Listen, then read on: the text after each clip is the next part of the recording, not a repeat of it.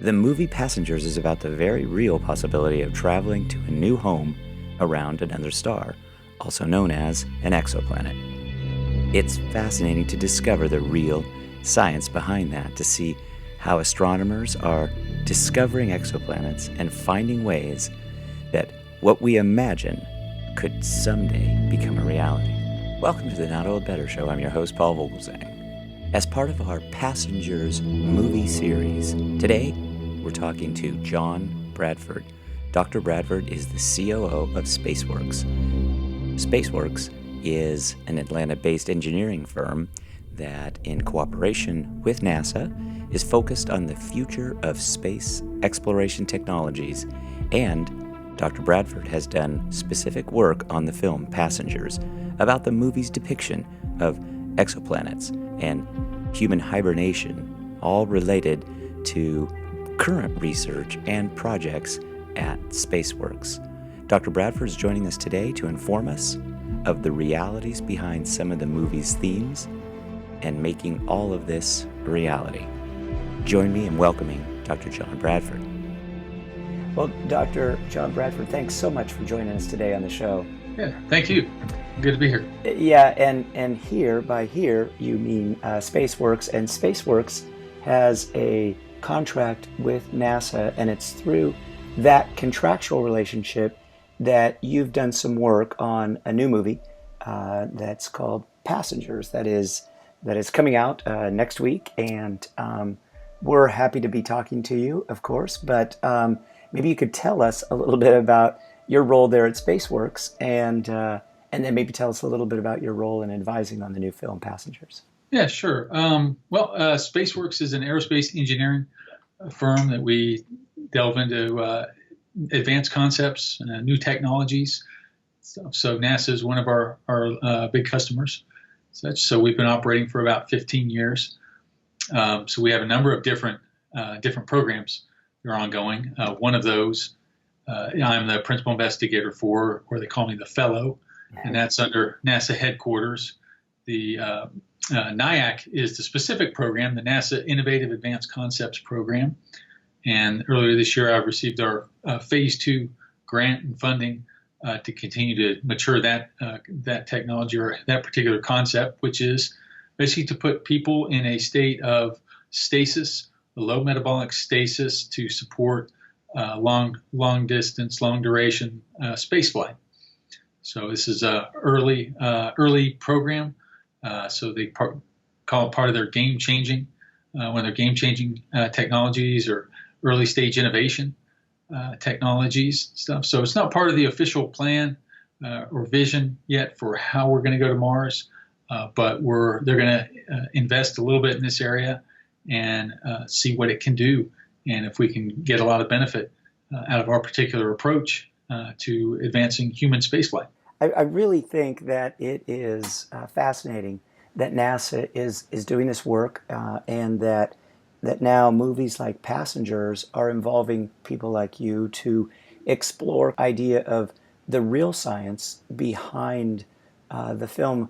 You know, we watched The Martian and Andy Weir's book, and he was credited. Certainly, Andy Weir was credited for offering technical details that kind of satisfied this idea of hard science for fans. And now with your work in this idea of going to Mars has been around for a little while, and it sounds like work that you're doing might move us closer to actually heading on that long journey. And would you characterize it as kind of the same? Yes, yeah, definitely. And that's our kind of vision. So we've, as a company, have been exploring, better, faster, cheaper ways to get to Mars. How are we actually going to finally achieve this kind of dream, really, that's been out there for so long, and with seemingly, just very incremental progress and such. So we've been exploring this idea, and maybe the little distinction between in Passengers, the primary motivation for putting people in this state is because of the long distance journey. Mm-hmm. So they're traveling for 120 years through space, time frames that exceed the human lifetime capacity. So they're looking at for life extension purposes. And that's typically how we've seen it in science fiction and how it's been applied, your interstellar travel. So what we wanted to look at was, first, is there any, how close are we to achieving that? And is there any benefit towards it for even for shorter duration travel? And so, initially it's, people are maybe not quite sure, why would you do that? We got long ways before we travel, outside of our solar system or even, beyond Mars or the asteroid belt. Why would you invest in this technology? But we've been able to show from an engineering perspective all the benefits in terms of reduction in consumables. It takes a lot of food to sustain people, water, oxygen demands, and it takes a lot of space. They have to have a lot of room to move around and a lot of equipment to basically occupy their time in space. So it's 6 months is a one-way trip to Mars, how long you're just kind of drifting and such. So it takes a lot to do that. And we wanted to kind of minimize that amount of mass and consumables during that time period. And that we've shown has a lot of benefits that we could leverage for early missions to Mars and maybe be one of the key technologies that enable us to finally achieve this. And then in the long term, I think we can hopefully continue to advance that technology. The approach may differ from where we're starting at now. We're leveraging what's kind of currently being done in medical practice for cases of traumatic brain injuries or cardiac arrest, where they cool the body down, give you kind of time to recover, put you in a kind of a deep sleep type state. Mm-hmm. And we're going to see how far we can actually push that technology. It's currently done for a couple of days with a few data points where they've gone up to 14 days or 2 weeks. And we're going to try and see if we can get it, for multiple weeks or months. And that will be the start on, enabling this technology, which I think will be key for really getting kind of ultra long distance space flight. Eventually we're going to need it, but we've created a near term application, relatively near term, in looking at it for Mars. We're also looking at missions to the asteroid belt, the moons of Mars stuff. So various destinations within our solar system. And we think it'll help you get to those destinations faster, cheaper. And then you'll have, other resources that can be pre-positioned at those sites. And in addition to pre-positioning some of those resources, just the sheer weight saving, less food and consumables, the limitation of the footprint, maybe of each passenger means that you're going to have more room on the ship to take some of the equipment that you need in order to really colonize Mars. Is that also in your thinking? So in other words, if you reduce just the overall activity level of some of the astronauts, you're going to have more room on board the ship to take more gear and more things that they're going to need once they get there. That's right. Yeah, exactly. So we've looked at a couple different ways of how to basically leverage this benefit or use this margin. So we've designed kind of early missions, and an early mission to Mars is probably going to be from 4 to 8 passengers. It's kind of the crew complement. So we've applied it in those sort of scenarios and using technologies that would be available in, say, the mid 2030s timeframe. We've used the same technology that we're developing to send 100 people to Mars, which is ultimately where we're going to have to get if we need to settle or want to have sustained presence or colonize Mars. You need to be able to send people in those sort of numbers. The opportunities to travel to Mars only occur about every 26 months. So you can't just constantly send people. So you kind of go in, kind of caravans. But the benefit of our technology is that it's easily scalable from whether you're talking about 4 or hundreds of passengers. We can use that same technology and get equal benefit at those different scales. So ultimately, I think it's a long-term capability that we're investing in, and will enable that. So let's go back for just a couple of centuries, and when when the British first colonized the United States in Jamestown and Plymouth, it seemed like they landed about 100 people, and so it seems like that number that you're throwing out, that 100 number or 120, 140, whatever it is, that's really what we need in order to kind of sustain a development and really begin this kind of this process of planting a flag and getting ourselves established in an area. Exactly. Yeah, and that's about, kind of where we came up with that number, looking at historically how many people does it take to kind of, just have a critical mass. You're going to lose people during the mission or during the stay. You kind of want to have a variety, in the long term of kind of genetic diversity. You'll have problems with, blood supplies or organ transplants and things. So, not sure what that critical number necessarily is, but it's more than 4 or 8, which is fine for these science expeditionary type missions.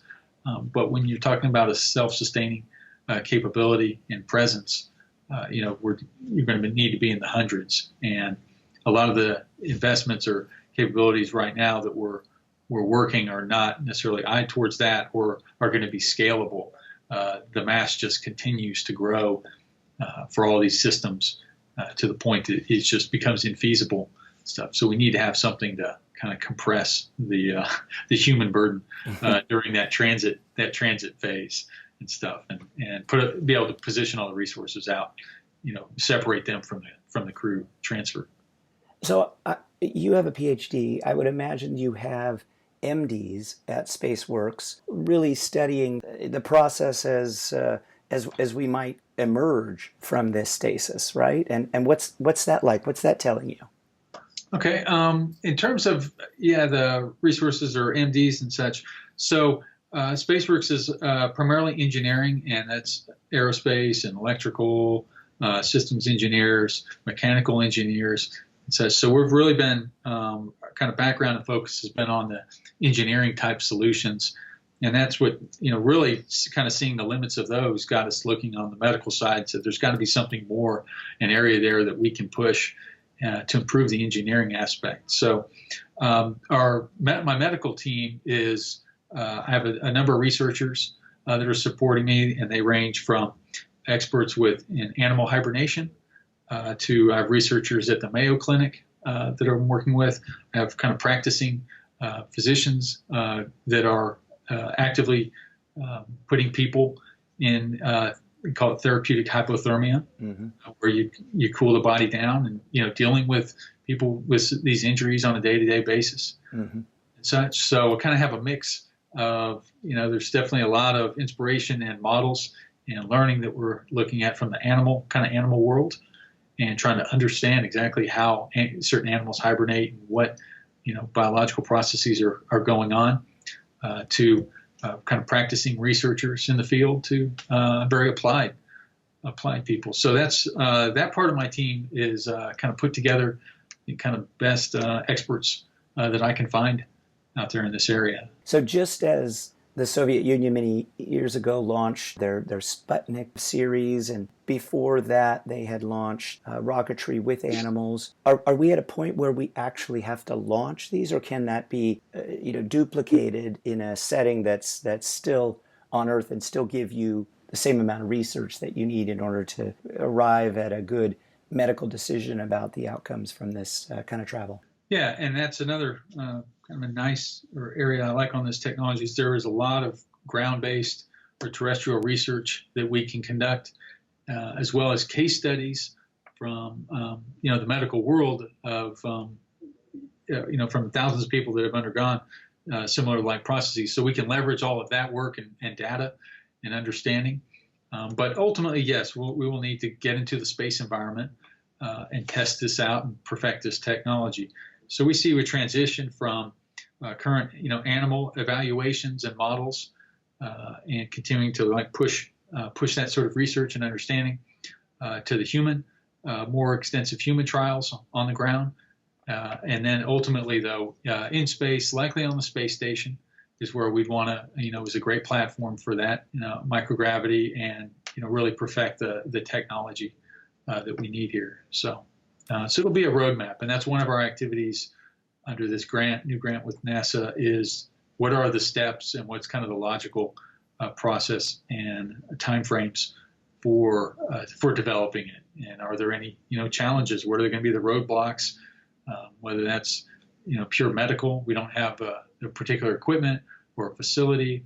Are there any ethical concerns, stuff? So it kind of runs the gamut, and we're trying to identify those with our team and just outlining a vision there. Well, not likely to be under your NASA grant. NASA, though, is famous for having multiple side benefits that come from their research. Would one of the applications possibly be the travel here on Earth, trips that would go to China from the U.S. or from Australia? Could you put me to sleep for some of that, Dr. Bradford? Yeah, we definitely are thinking about that. High speed or hypersonic point-to-point is another project area we have at Spaceworks and have a lot of interest in, and have pursued that, various concepts with a number of customers. There's a lot of current interest in the world in that. Mm-hmm. But on our kind of stasis type technology, some of the military has an interest in this for, it basically can buy you some time for an injured warfighter to get them to a proper care facility. So if you can start administering it on the scene and kind of put them in put a person or a soldier in a reduced, in this metabolic stasis, that may buy you many hours to transport them out of the field and get them to the best medical care they can find. Mm-hmm. So there's that. There's applications potentially that we're exploring for benefit organ transplantation, where that is a major problem with basically just the time frames required to find a match and availability of an organ. Would we be able to benefit either on the donor side or the recipient side and kind of extend those time frames so that we can, basically have a longer window for moving the organs around and getting them to, the best match and stuff. So they're very compressed. Oftentimes that's just an unmet need, strictly because of the time frames and the ability to find those proper donors. So we see that as a very near-term application and potential for this. Hollywood certainly is all about duplicating successes, and I've seen the movie Passengers. I imagine you have too. It was wonderful. I would imagine that you're probably going to be busy here with some more work that's going to come your way as a result of some of this technology. Can't you just imagine that there's just so many more great stories to be told that would involve this kind of same technology, stasis? Yes, yeah, I do, and that's why, I really I enjoyed the movie. Because they, really took the time to kind of explore this, what's typically jumped over in science fiction. You maybe you leave, everybody's buttoned up, and then miraculously it's 100 years have passed and you're waking up, and there's kind of no middle ground. But what occurs in that time frame, there's real scenarios that we have to address, and from the engineering and the medical side of what could happen if there was an impact, a meteor impact, or something did go wrong with the ship en route to Mars. We have to have these emergency wake scenarios. So we're evaluating how quickly can we warm somebody up, make sure they have their cognitive functions and ability to respond to an event or an emergency stuff. So really exploring that aspect in the movie and seeing that one scenario was a lot of fun. Yeah, well, it makes for great entertainment, certainly, but I think what's most important about it is it does make for safer, far less taxing activity for crew members, and so we very much appreciate your work. We very much appreciate your time. Dr. John Bradford from Spaceworks has been here with us talking a little bit about his work and some of that application in the movie Passengers. Dr. Bradford, thank you so much for joining us. I really appreciate it. Hey, thank you. I'll be talking to you soon. Thanks. Bye-bye. Bye. My thanks to Dr. John Bradford from Spaceworks for joining us, for all of his great information, his hard work, his science, his dedication. My thanks especially go to Sony and NASA. I just have to tell you again, the movie Passengers is excellent. You'll enjoy it. The real science is exactly what we need to be seeing. So thanks, Sony. Thanks very much to all for their help.